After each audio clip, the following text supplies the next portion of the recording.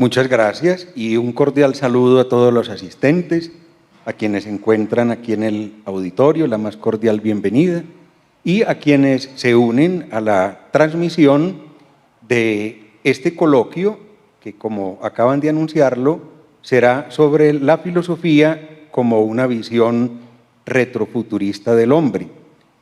Pero como ese es un concepto bastante abstracto, yo creo que conviene traducirlo, que es eso de una visión retrofuturista del hombre. Pues bien, yo lo diría de la siguiente manera.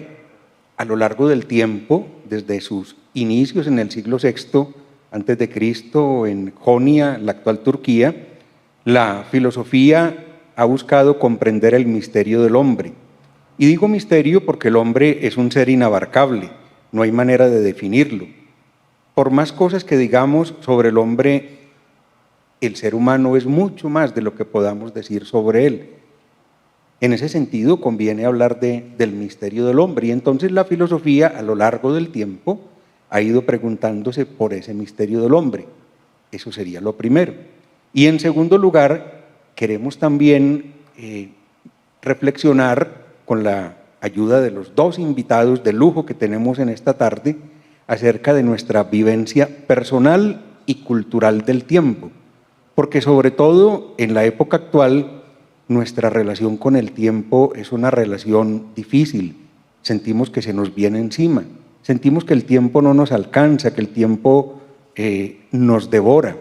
Hay una pintura muy interesante de Goya que pertenece a la serie de sus imágenes negras, que es precisamente Cronos devorando al hombre.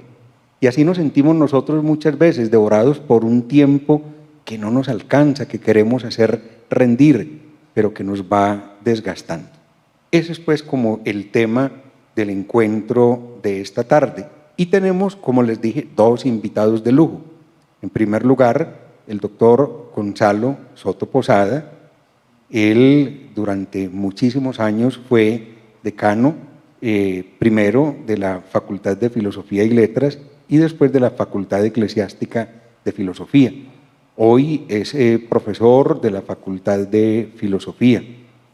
Y además él es doctor en Filosofía por la Pontificia Universidad Gregoriana de Roma. Doctor Soto, bienvenido y muchas gracias por aceptar esta invitación. Y también nos acompaña el doctor Iván Darío Carmona Aranzazu. Él es doctor en Filosofía por la Universidad Pontificia Bolivariana, por esta casa de estudios. Fue director del programa de Filosofía y Letras durante muchísimo tiempo y actualmente es profesor de la Facultad de Filosofía. Gracias, Iván, por aceptar la invitación a conversar esta tarde. Esperamos que sea un rato muy agradable, un coloquio fundamentalmente de profesores que somos amigos. Y a quienes nos siguen los invitamos también a que participen enviándonos sus preguntas. Bueno, doctor Soto, don Iván, el Papa Benedicto XVI decía que en torno al ser humano actual crece un desierto espiritual. Retengamos esa categoría, desierto espiritual. Y que a pesar de tantos adelantos tecnológicos con los que contamos hoy, paradójicamente, adelantos que facilitan nuestra vida, pero paradójicamente no somos ni más libres ni más felices. Todo lo contrario, parece que nos sentimos oprimidos con tanto adelanto y que esos adelantos no bastan para llevar una vida en plenitud. Entonces, una pregunta para ambos profesores. ¿A qué se deberá el crecimiento de ese desierto espiritual del que habla Benedicto XVI y cómo podríamos hacerle frente? Don Iván. Muy bien, muy buenas tardes a todos y mil gracias por esta invitación. Yo creo que lo que crece es la falsificación de la vida y sobre todo que la existencia se hunde en en metas y tareas descomunales que nos superan en condición humana, superan nuestra condición humana, superan nuestras aspiraciones e incluso nuestras fuerzas. Lo que crece es que ese desierto es que en lugar de la libertad, en lugar del amor, en lugar del cuidado de sí, crecen otros valores y se justifican otras acciones que lo que hacen es mermar nuestra capacidad de vivir con alegría y de vivir bien. Yo diría incluso que muchas cosas están suplantando la alegría y muchas cosas están suplantando la felicidad, están suplantando el vivir tranquilo, el vivir con honestidad, la libertad interior, y la estamos cambiando, modificando por estructuras que vienen de afuera de nosotros y nosotros racionalmente ni siquiera podemos responder por ellas, sino que nos son impuestas a través de los medios de comunicación, nos son impuestas a través de los modos de vida que crean y estilos de vida que crea la tecnología, que crea el comercio, que crea todas estas otras entidades que están hoy, digamos, imponiéndose como si fueran exactamente nuestra razón, nuestra libertad, nuestra condición de ser, ¿cierto? Entre otras cosas, porque se nos promete un bienestar que es inexistente, porque a costa de ese bienestar tenemos que renunciar a muchas cosas, y entre ellas a la libertad interior, como yo lo decía ahora, pero también entre ellas a la autonomía, a la capacidad de decidir por nosotros mismos e incluso a la capacidad de oponernos a aquello que va en detrimento de nuestra propia existencia. Entonces, lo que crece, el desierto que crece, son la falsificación de la vida y de los valores, ¿cierto? Se multiplican entonces falsificaciones de la vida, falsificaciones de la libertad, falsificaciones de la felicidad. Sí, y otra cosa muy importante, rompemos una conexión demasiado vital e importante que tenemos con el mundo espiritual y sobre todo con la naturaleza. Y por eso hoy el resquebrajamiento, hoy estamos en un tiempo de urgencia, en todo el sentido de la palabra, en el sentido ecológico, en el sentido más humano, en el sentido de la educación, por no hablar de una cosa que incluso se vuelve a veces como tan compleja como los valores, porque todo el mundo sabe qué es lo que está sucediendo, pero nadie quiere asumir el costo de renunciar a cierto bienestar, a ciertas garantías que nos ofrece el mundo, ¿cierto? Y tendríamos que volver a una vida más sencilla, más tranquila, a una vida donde las cosas simples, las cosas pequeñas vuelvan a tener otra vez valor. No hay que desperdiciar los avances de la ciencia ni de la tecnología, lo que hay es que darle un uso que no esté por encima de nuestra condición humana.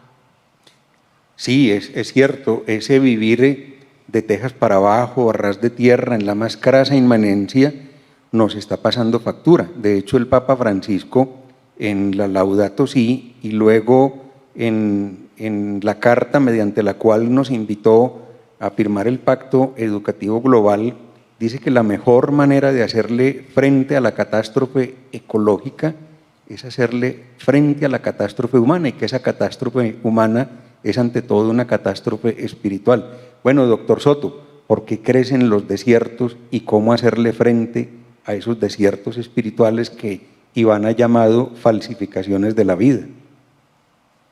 Bueno, buenas tardes. Un saludo muy especial a todos los que nos oyen, al doctor Luis Fernando y al doctor Iván, y a esta escuela de verano, gran evento de la universidad. Vea, en todas las épocas ha habido desiertos espirituales. Yo creo que no ha pasado solo en nuestra época. Cuando en Grecia, a partir del siglo III antes de Cristo, surge el imperio macedónico con Alejandro Magno, pues la muerte de las polis, de las ciudades, produjo un resquebrajamiento en las culturas griegas y romanas, después cuando surge el imperio romano, pero donde surge el peligro, de alguna manera surgen respuestas, y la respuesta a ese desierto espiritual fueron el estoicismo, el epicureísmo, el cinismo, entre otras cosas. Creó Roma y creó Grecia.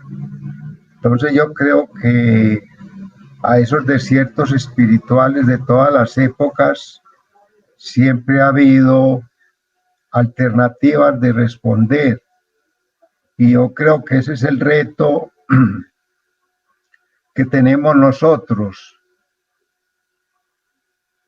Estamos en una época nihilista, eso es cierto. Estamos en una época en donde parece que la tecnología ha destruido más que construido y en donde se nos ha vuelto como una espada de Damocles que no sabemos para dónde avanzar o si sabemos se nos descontrola el avance. Y las valoraciones que hacemos de los valores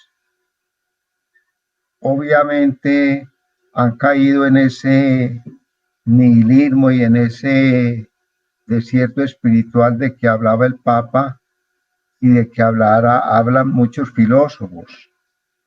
Entonces yo creo que la tarea hoy es dar una respuesta a ese desierto espiritual. El reto de todo es dar una respuesta a ese desierto espiritual.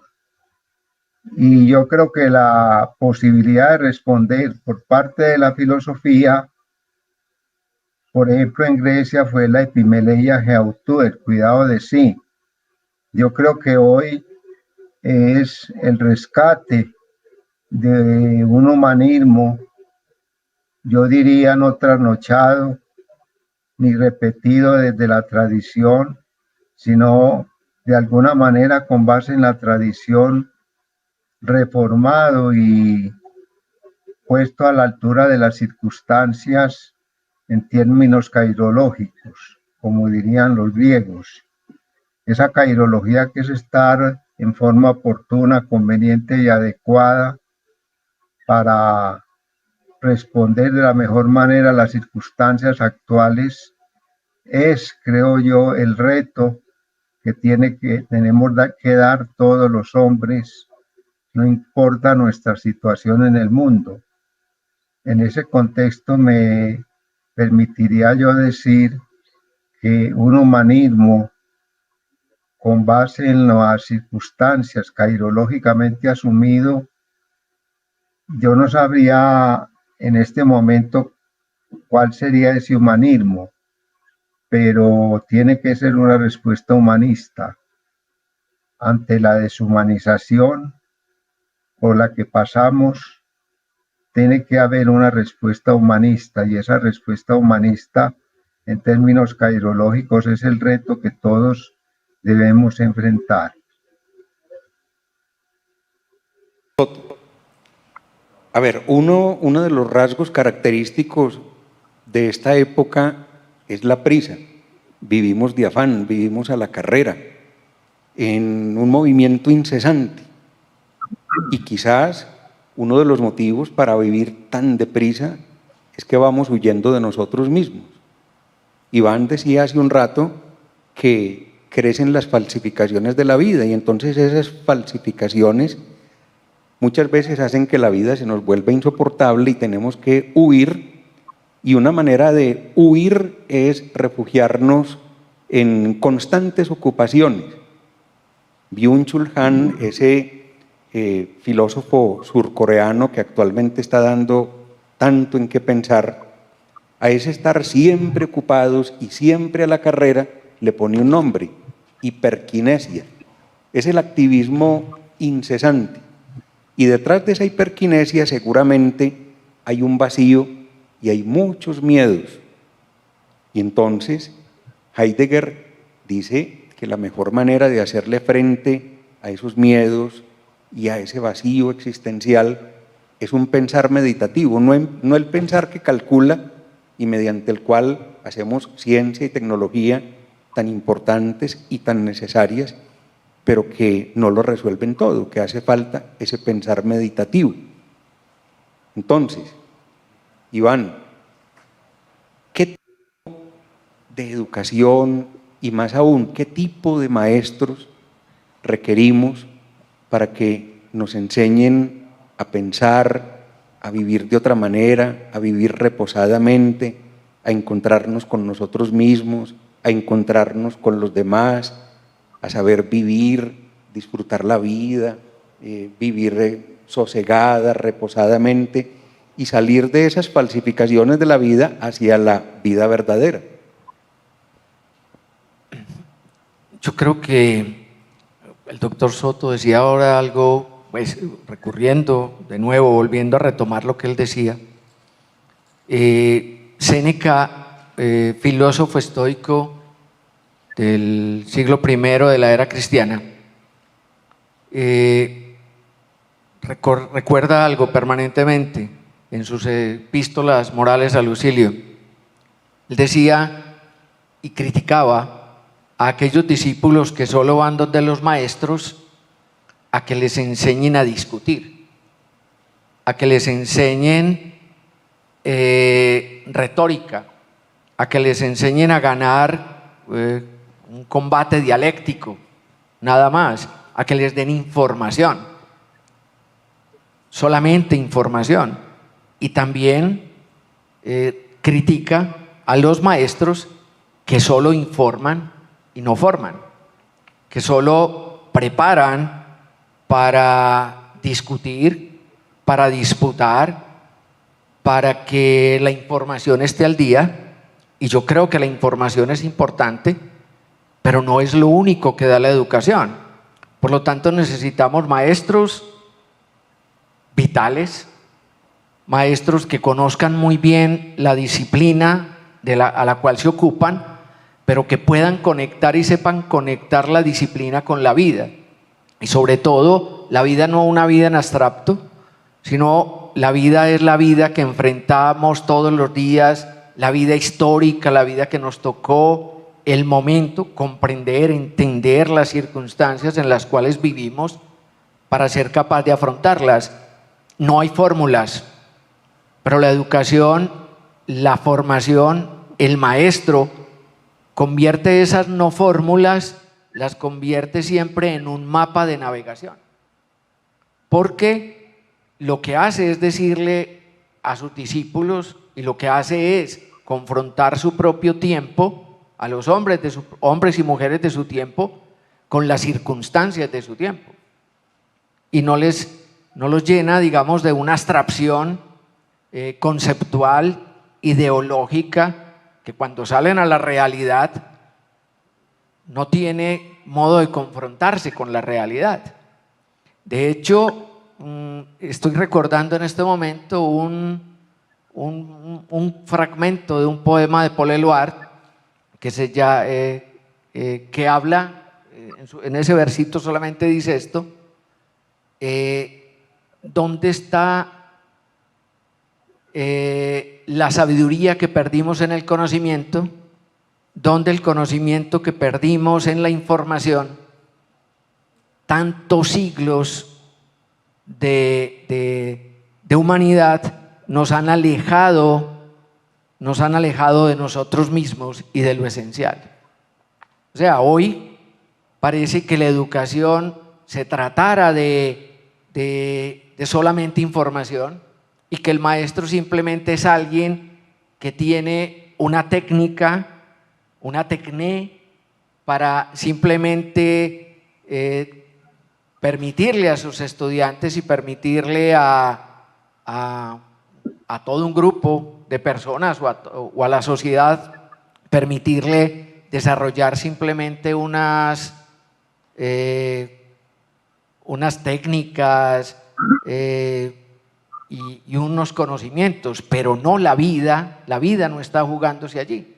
Entonces yo creo que lo que básicamente necesitamos es maestros, como dice Fernando González, bellos, auténticos, sanos, en la medida incluso en que puedan enseñarlos lo vital y lo importante. Imagínense que incluso, me acuerdo también de un hecho ya para terminar de responder, Roland Barthes en la lección inaugural de la cátedra de semiología trae un ejemplo muy simple. Él dice, cuando uno sale de la universidad como profesor, enseña lo que le enseñaron. Al cabo del tiempo, enseña lo que uno ya sabe, pero al final de su vida enseña lo que sus discípulos necesitan. ¿Cierto? Difícil. No sabría yo decir exactamente qué es lo que necesitan, pero sí es confrontar la realidad que somos con el mundo histórico que nos tocó vivir, no estar de espaldas a él. Muy interesante eso que dices de que necesitamos maestros sanos, y eso me recuerda a Séneca, en el cual eres Claro. experto, porque en todas sus cartas se despide de una manera muy interesante. ¿De qué manera? Mantente sano. Consérvate sano. Consérvate sano. Necesitamos profesores y personas en general sanas. Bueno, doctor Soto, el Papa Francisco en repetidas oportunidades ha denunciado la ruptura del diálogo intergeneracional. Eso consiste en no valorar la experiencia de los mayores ni pensar en los derechos de las generaciones futuras. Consiste en un vivir en el presente de una manera irresponsable, con los ojos cerrados, con lo cual nos quedamos sin memoria y sin esperanza. Entonces la pregunta, doctor Soto, es ¿de qué manera podríamos poner en diálogo, pero un diálogo real y efectivo, poner en diálogo la tradición y la innovación? Bien. Yo creo que siempre hay que pensar dentro de la tradición, pero no desde la tradición.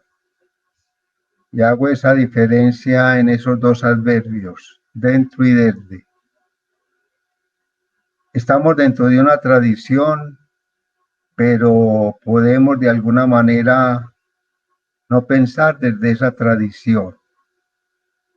De nuevo, citando a Séneca, que tan valorado ha sido hoy, pues hay que sacar agua del propio pozo. No solo que lo dijo aquel, que lo dijo este, que lo dijo aquel otro, sino sacar agua de tu propio pozo. No seas notario de la tradición, sino juez de la tradición. En ese sentido, tradición sin innovación es ciega, innovación sin tradición es vacía, para parafrasear a Kant. Y en este orden de ideas surge esa virtud de la esperanza,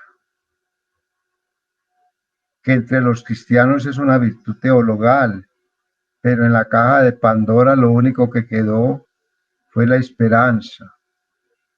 Yo creo que todos esperamos, y de alguna manera, aunque los refranes populares nos han indicado que la esperanza es lo único que se pierde, también nos han indicado que el que espera desespera y esperando se queda. Pero ahí es donde viene la creatividad. Hay que enseñar a crear, no solo a hacer.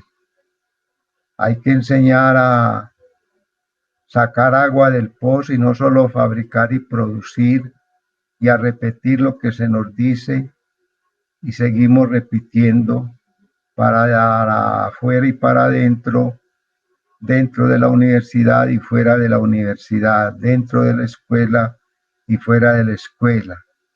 El jolé en griego tiene un sentido muy bonito, no es solo escuela.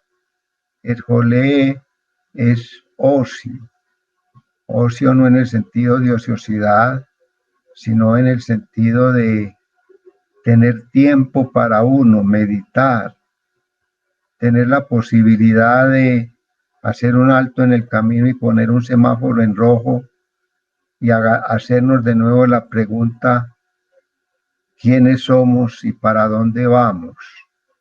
Y esa pregunta es la respuesta que todos tenemos que dar en forma individual y también en forma colectiva al reto de esa sin esperanza en la cual estamos sumergidos y al reto de ese futuro que vemos más negro que blanco, pero que por la sacada del agua de tu pozo podemos beber nuevas fuentes y aguas cristalinas.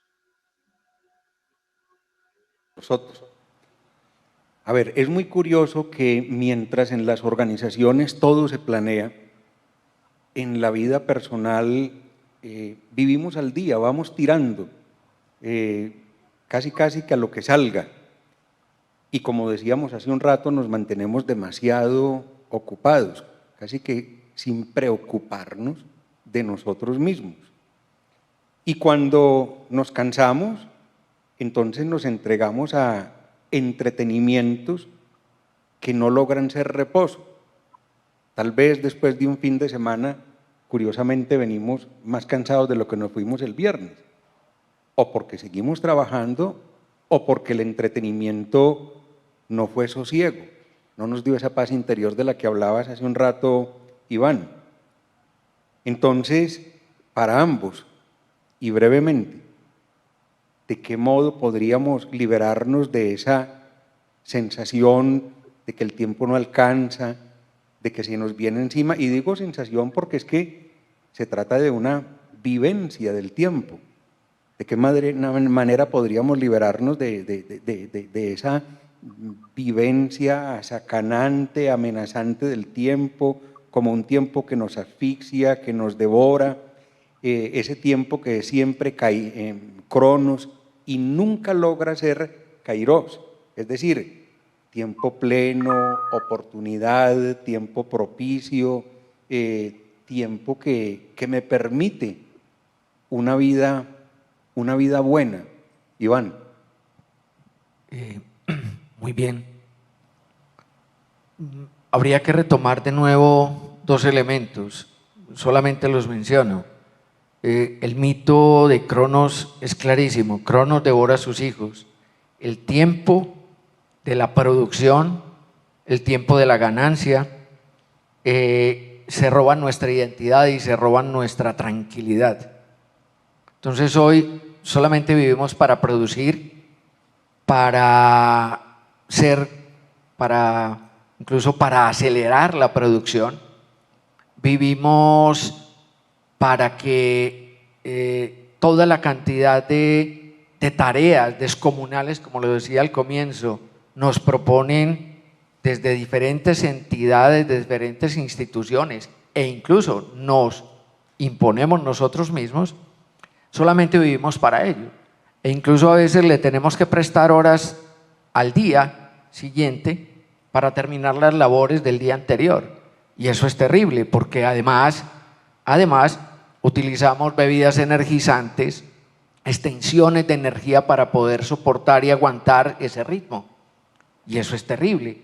O sea, nos estamos matando. Nosotros seríamos la única especie que lucha por su extinción como si se tratara de su supervivencia. Nosotros somos la única especie que hace eso. En un textico muy simple que tiene, muy sencillo, no simple, sencillo, que tiene el escritor argentino Ernesto Sábato. Yo cito muchísimo ese texto porque me gusta mucho, de verdad, se llama La Resistencia o Resistencia. Él dice que si seguimos en este acelere de vida, en este vértigo no vamos a ser capaces de sostenernos como seres humanos, por lo menos en la medida en que hasta ahora nos hemos conocido. Y eso incluso que trae una fatiga emocional, un acelere, una depresión, e incluso nosotros ya no solamente sufrimos de infartos del corazón, sino infartos del alma. Y tenemos el alma infartada, la mayoría, pero eso no lo cubre la EPS. Eso no lo cubre nadie.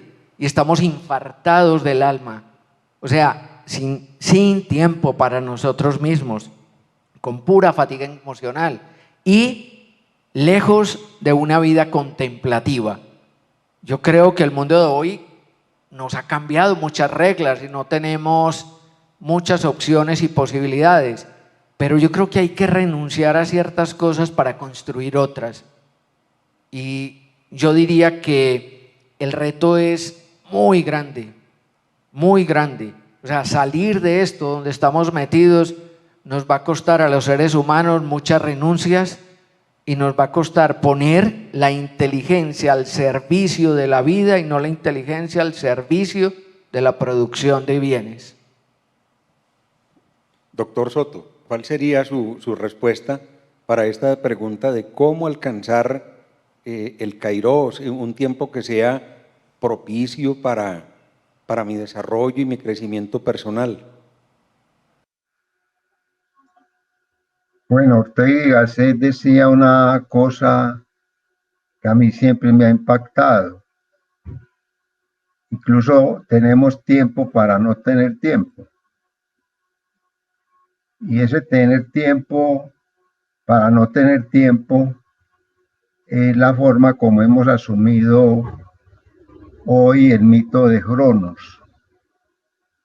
El tiempo nos devora y nos devora tragándonos en todas sus dimensiones. Para responder al momento actual, yo creo que sin proclamar una autoayuda o sin proclamar manuales de autoayuda, yo diría tres cositas.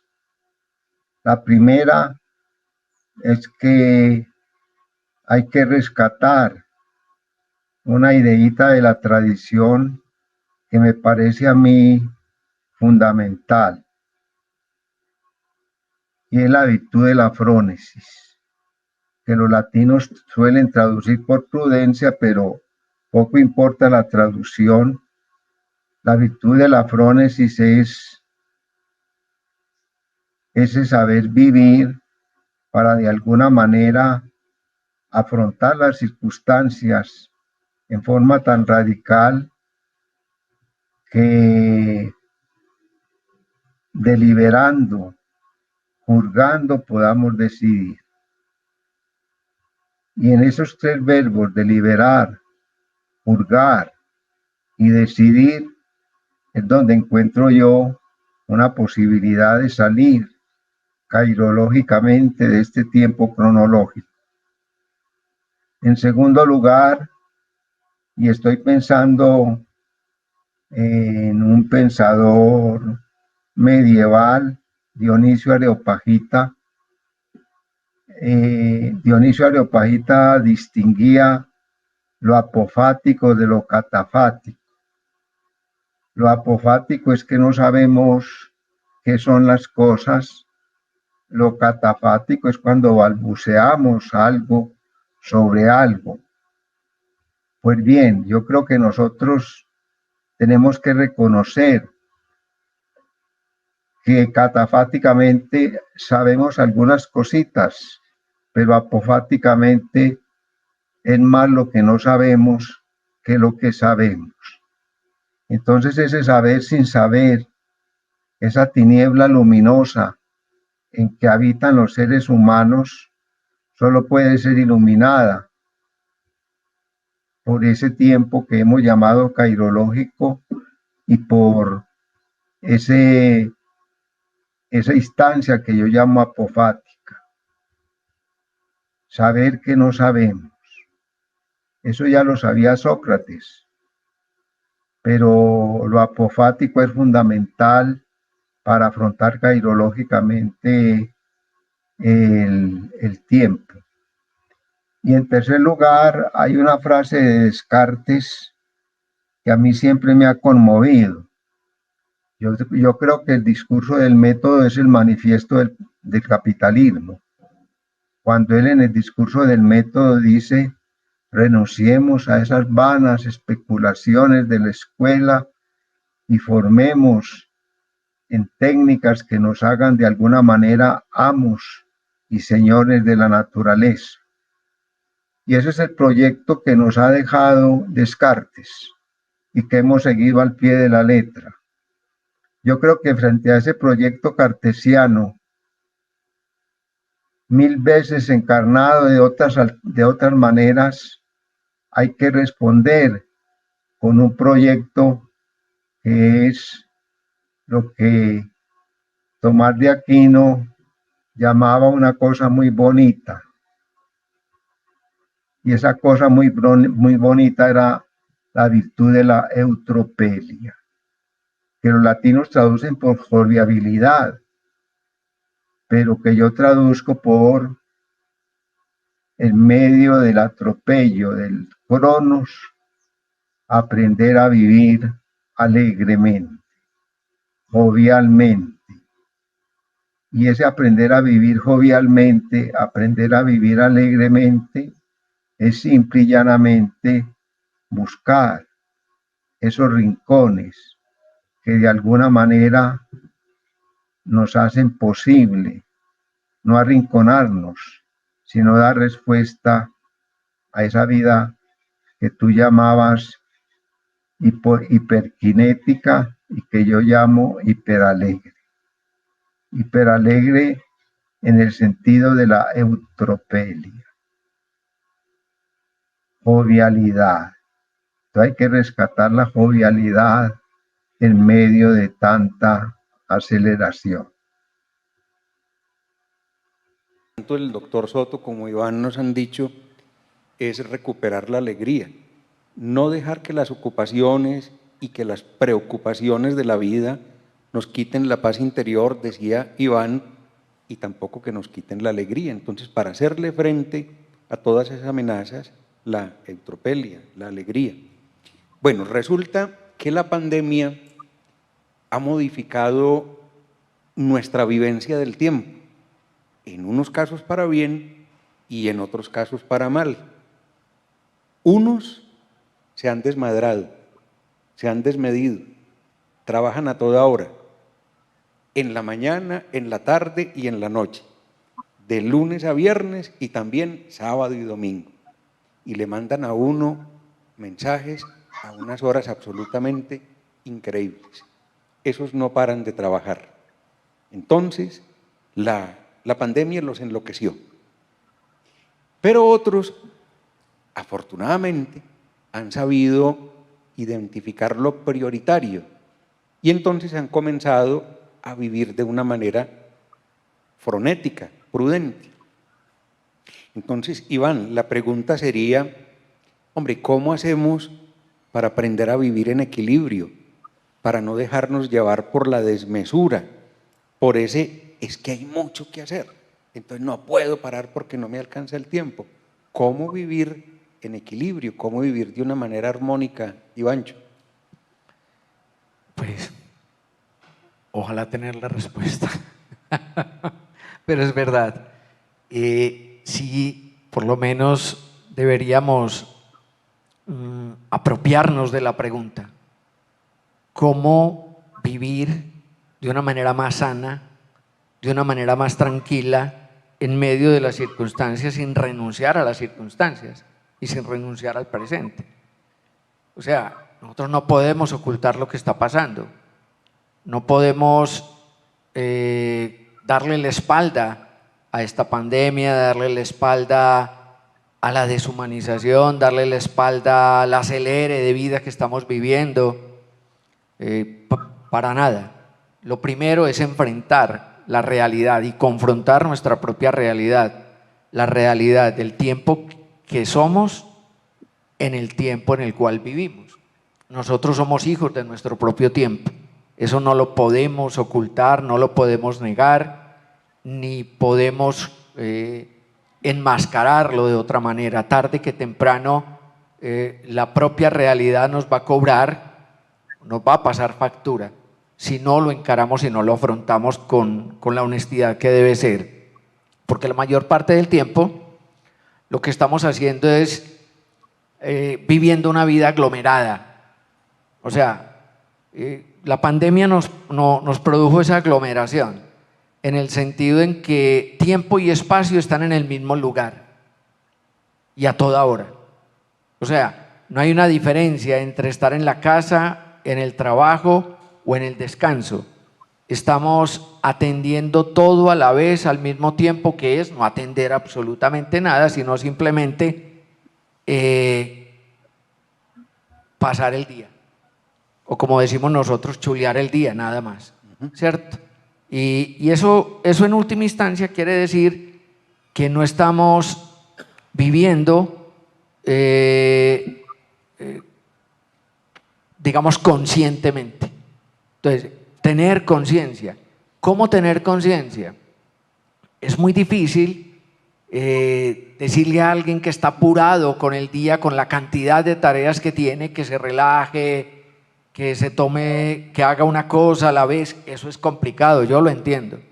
Pero hay que empezar, y yo lo estoy diciendo desde el comienzo, y creo que el doctor Soto de muchas otras maneras lo repite, hay que empezar por renunciar a ciertos afanes de la vida, a cierto honor, a ciertos títulos, a cierto nombre, a cierta figuración, y hay que empezar a centrarse en lo esencial, en lo esencial. Cuando alrededor de uno empieza a morirse la gente por una cantidad de asuntos, uno lo primero que dice es, no valía la pena tanto afán, pero a uno se le olvida muy rápidamente y uno vuelve al afán, y el afán que nos trae el día es un poco a ver cómo me posiciono cada vez más en mi ego, más hacia arriba, ¿cierto? Bueno, no sé, es un poco eso, porque es difícil responder a eso. No, pero me gustó mucho lo que dijiste, porque es que ahí está la clave, chulear el día. A ver, yo contribuyo un poquito. Una hermana de Santo Tomás de Aquino, no recuerdo cómo se llamaba, doctor Soto, usted me ayudará. Él ya tenía fama no solo de sabio, era profesor en Colonia y en París, sino también de santo. Y entonces ella, hermana carnal de él, le dice, Tomás, ¿qué debe hacer uno para ser santo? Y entonces seguramente ella estaba esperando una clase de altísima teología y él le dijo, ¿quieres ser santa? La clave es quererlo.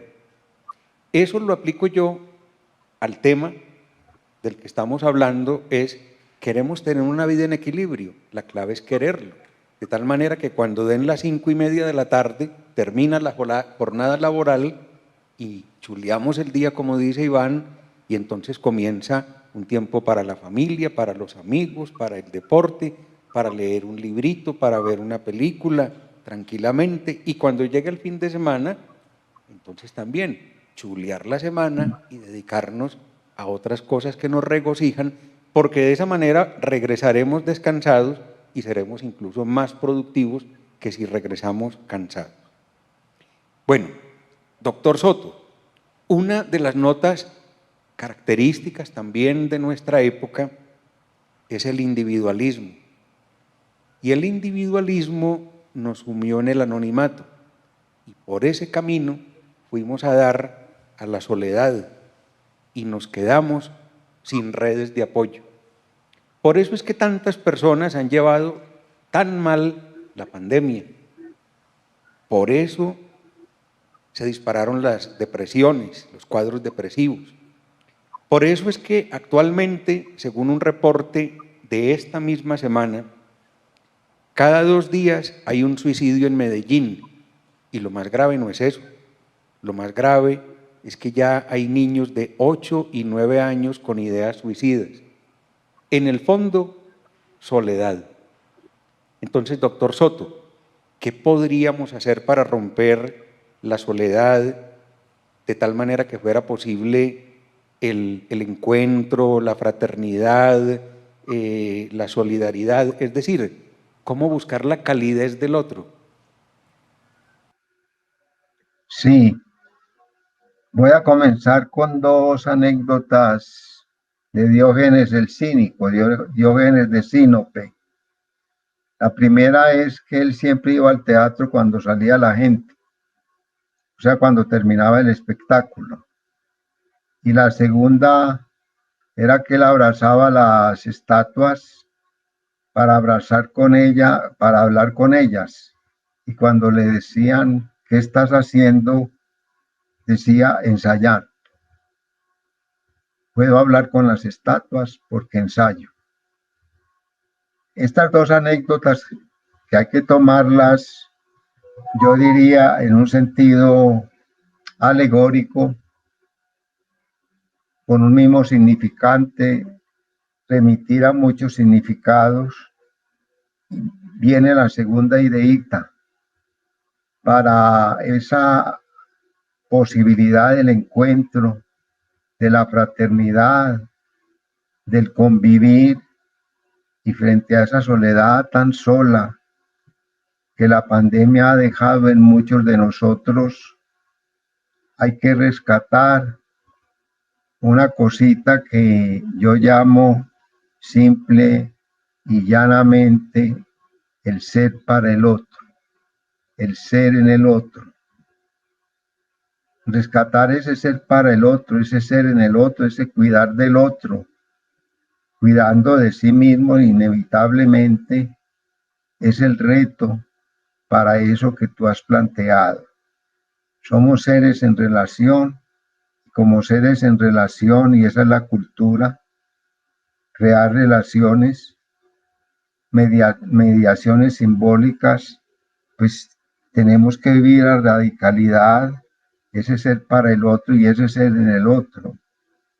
Creo que ahí la felicidad se nos hace de alguna manera transitable. Y ese es el mensaje que yo encuentro en el Sermón de la Montaña. Sean felices amando. No le pongamos más arandelas al Evangelio ni a la vida.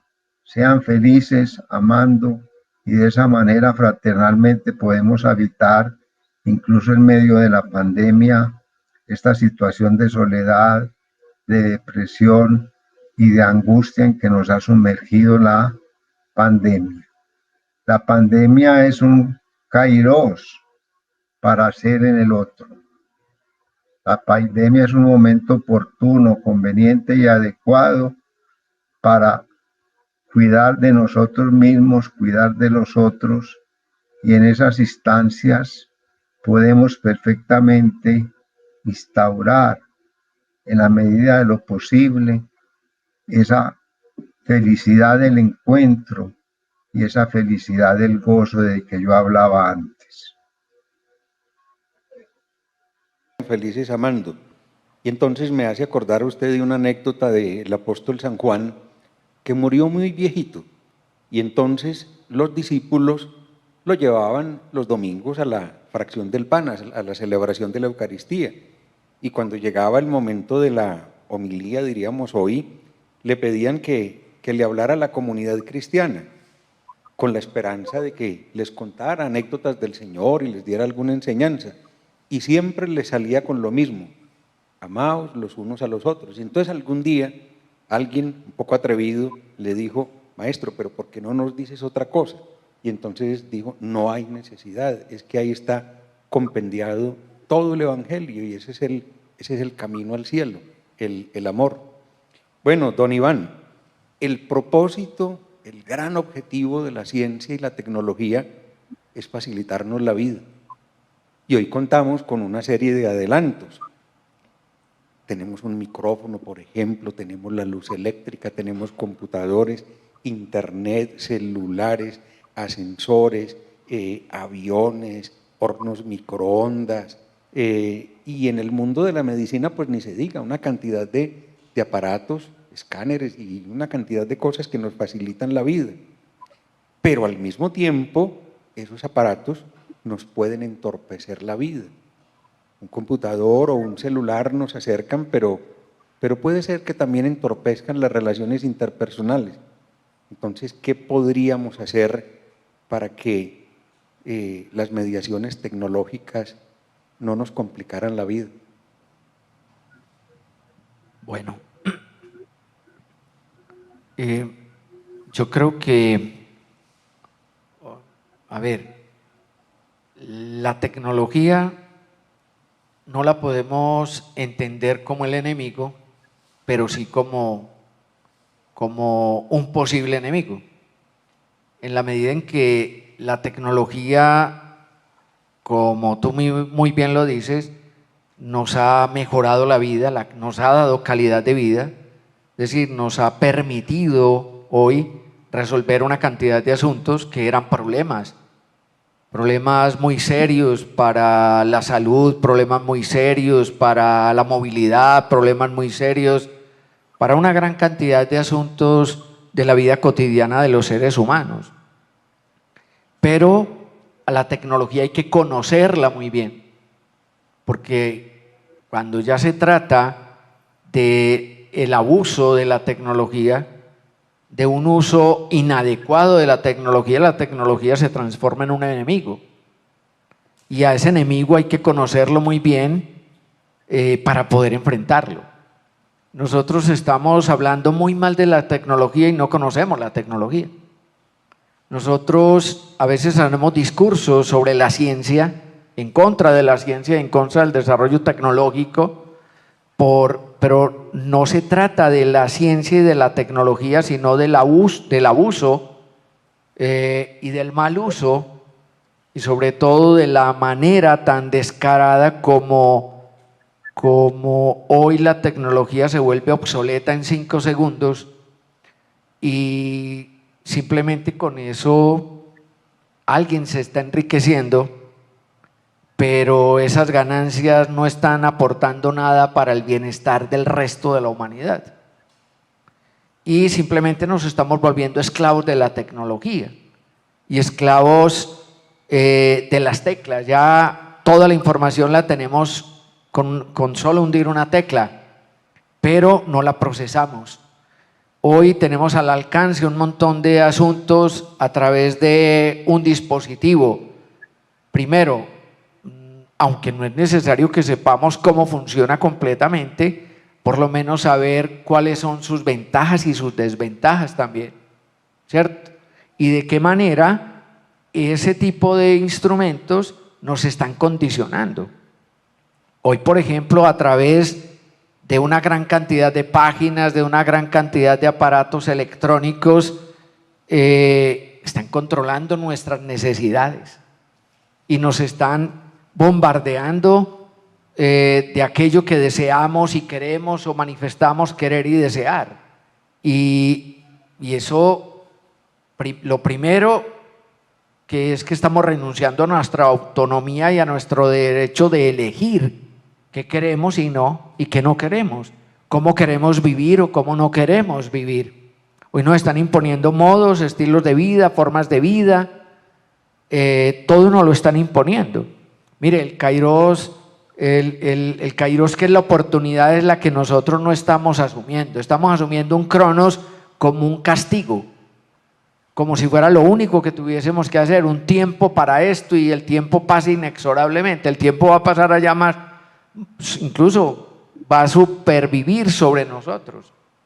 Pero la tecnología la tenemos que enfrentar con conocimiento y la tenemos que volverla nuestra aliada hasta donde sea posible y rechazarla cuando nos deshumaniza. Y por eso esa es otra renuncia a la que tendríamos que hacer, ¿cierto? Y es difícil hacerla. Gracias, Iván. Doctor Soto, estamos llegando al final y yo no quisiera terminar sin recordar que Benedicto XVI ha insistido mucho en el valor de la belleza y nos ha dicho que la gran misión de lo bello es causar una conmoción interior, es sacudirnos, es despertarnos para que llevemos una vida realmente auténtica. Entonces cuéntenos, doctor Soto, qué era lo que los griegos entendían por kalokagatía y cómo podríamos vivir ese ideal griego, repito, de la kalokagatía, que es como la fusión de kalos y agathos.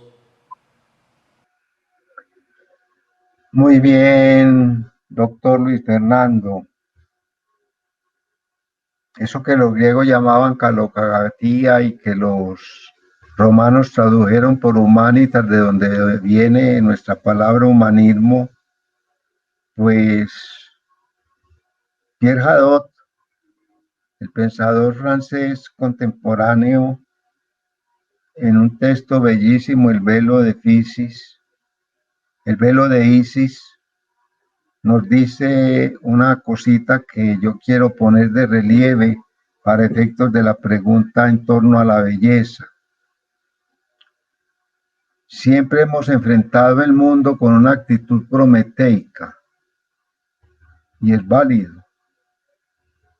Yo no me opongo a ser Prometeos, pero también vale la pena pensar en Orfeo, el danzar, el cantar, el bailar alegremente en torno a la técnica misma, la gaya ciencia, el saber alegre, título de una de las obras de Nietzsche. Entonces la belleza tiene que producir una catarsis, tiene que producir una purificación de los afectos. Y esa purificación de los afectos, en términos de kalokagatía, es la posibilidad de desarrollar lo humano de lo humano en todas sus posibilidades. Y eso no nos la puede arrebatar absolutamente nada ni nadie. En medio de la técnica, en medio del desenfreno, en medio de la hiperquinesia, en medio de tantas cosas que expresan la finitud humana, porque estamos ahí finitamente y lábilmente ubicados, tenemos la posibilidad orfeica de danzar la vida en medio de todas esas discordancias.